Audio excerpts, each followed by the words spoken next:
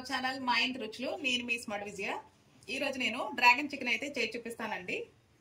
Dragon చికెన్కి boneless chicken ఈ విధంగా అయితే తీసుకోవాలండి. చికెన్ తీసుకున్న తర్వాత 2-3 సార్లు శుభ్రంగా కడిగి అయితే పెట్టాను. ఇప్పుడు ఇందులో మనం ఒక 1/2 టీ స్పూన్ తెల్ల మిరియాల పొడి అండి, కొద్దిగా గరం మసాలా పొడి, రుచికి సరిపడా ఉప్పు, ఒక ఎగ్ని బీట్ చేసుకుని వేసుకోవాలండి. ఇది ఇప్పుడు మనం బాగా కలిపేసుకుని ఒక 10 నిమిషాలు అయితే పక్కన పెట్టేసుకోవాలండి. 10 నిమిషాల తర్వాత ఒక స్పూను కార్న్ ఫ్లోర్ వేసుకోవాలండి. అలాగే కొద్దిగా మైదా, ఈ రెండు వేసుకుని బాగా కలిపేసుకోవాలి. ఇది మనం బాగా కలిపేసి పక్కన పెట్టేసుకుందామండి. చికెన్ ఫ్రై చేసుకోవడానికి స్టవ్ వెలిగించుకుని కడాయి పెట్టి ఆయిల్ అయితే వేసేసుకున్నానండి.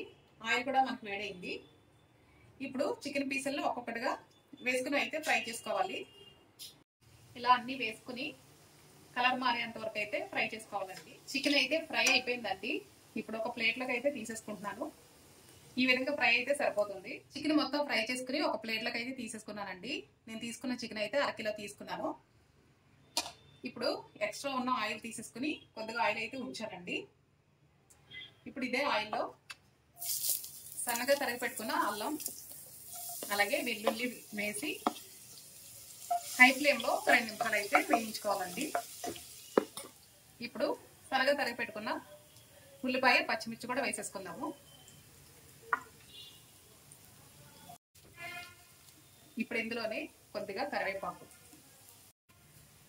కూడా వేసేసుకున్నాం కదండి. ఇది రెడ్ చిల్లీ పేస్ట్ అండి.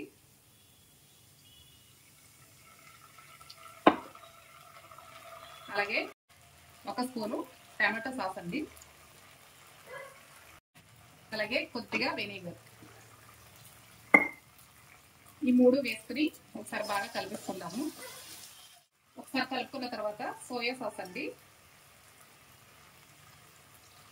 ఇది కూడా వేసి ఒకసారి హై ఫ్లేమ్లో బాగా కలుపుకోవాలి. కొద్దిగా మిరియాల పొడి కూడా వేసుకుంటానండి.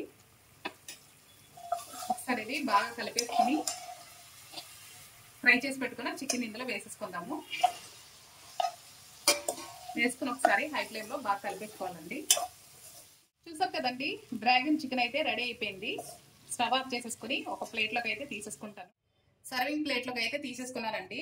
చివరిగా కొద్దిగా నువ్వులు అయితే వేసుకుంటున్నాను. అలాగే కొద్దిగా కరివేపాకు. అంతేనండి, ఎంతో టేస్టీగా ఉండే డ్రాగన్ చికెన్ అయితే రెడీ అయిపోయింది. ఈ రెసిపీ మీకు నచ్చినట్లయితే ట్రై చేసి ఎలా వచ్చిందో నాకు కామెంట్ చేయండి. నచ్చితే లైక్ చేయండి, షేర్ చేయండి. నా ఛానల్ని ఫస్ట్ టైం చూస్తున్నట్లయితే సబ్స్క్రైబ్ చేసుకోండి. మరొక రెసిపీతో మళ్ళీ మీ ముందుకు వస్తాను. Thanks for watching. బాయ్ అండి.